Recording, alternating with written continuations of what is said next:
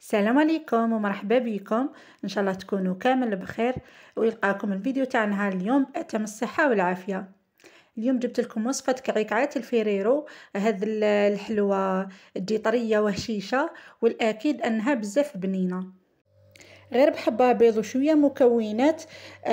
تحصلت على 30 حبة من هذه الحلوة.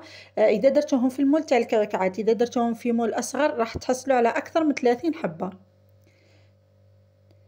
قبل ما نبدا الفيديو تاعي ديروا لي اشتراك في القناة وفعلوا زر الجرس فضلا وليس امرا. ويلا نبداو على بركة الله في وصفتنا تاع نهار اليوم. عندي 250 غرام مارغرين تكون بدرجة حرارة الغرفة. نضيف عليها ربع كاس زيت وحبة بيض. هنا الزبدة او المارغرين لازم تخلوها كي تكونوا رايحين ديروا الحلوة تاعكم، لازم تحطوها في المطبخ تاخذ درجة حرارة المطبخ، يعني في الليل، وتخلوها تبات. خصوصا رانا في البرودة، يعني كي ديروا هذه العملية راح تساعدكم في الخدمة. نخلط هذه الزبدة تاعي مع دوك المكونات مليح، ونضيف لهم 2 ملاعق كبار تاع الكاكاو البني، خير النوعية الجيدة. نزيد نحط 3 ملاعق كبار تاع المايزينا، وحوالي 2 ملاعق كبار تاع حلوة الترك. انا لهنا خذيت حق 5000، يعني تقدروا تشرو بالحق، ديت غير حق 5000. زدت ضفت 3 ملاعق كبار تاع سكري غلاس. هنا السكر ما تكثروش بزاف باسكو رانا دايرين حلوة الترك. نخلطوا المكونات هذو جيدا، لازم نخلطوهم مليح. انا لهنا استعملت غير الضرب اليدوي، اللي عندها الباتور دير الباتور راح يسهل لكم العمليه. ضفت لهنا كاس معمر تاع كاوكاو اللي كنت حمصته ورحيته، وزدت خلطته مليح. ونجي هنا نبدا نضيف الفارينه. نحط لهنا كميه تاع الفارينه، نزيد عليها كيس خميره كيميائيه،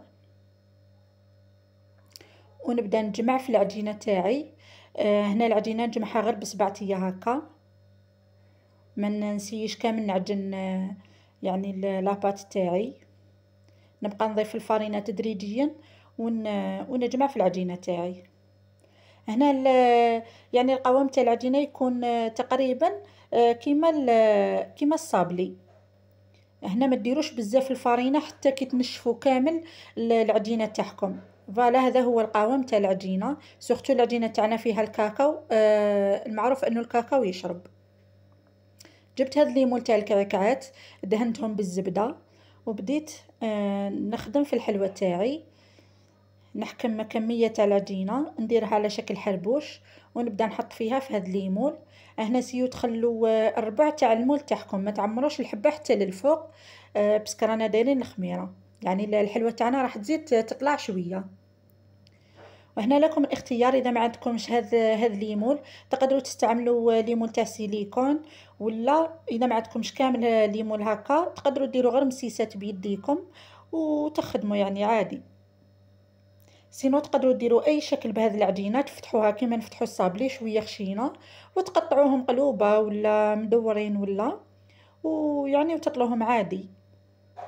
المهم هاد لاباط تجي بزاف هايله، تجي هشيشه وطريه.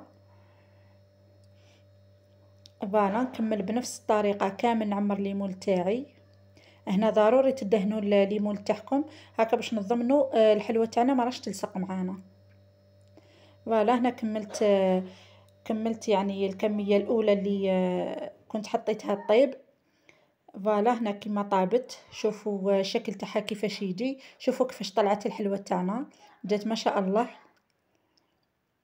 يعني تجي طرية بزاف. هذا الحلوة سعفوها كي تكونوا رايحين تقلاصيوها بالشوكولا. هنا جبت شوكولاتة بالحليب، ذوبتها على حمام مائي، وضفت لها 2 ملاعق كبار تاع الزيت. هنا الزيت الدور تاعها يعني راح يلمع لي الحلوة تاعي، وفي نفس الوقت راح يطري لي هذيك الشوكولا ما تجينيش قاصحة بزاف.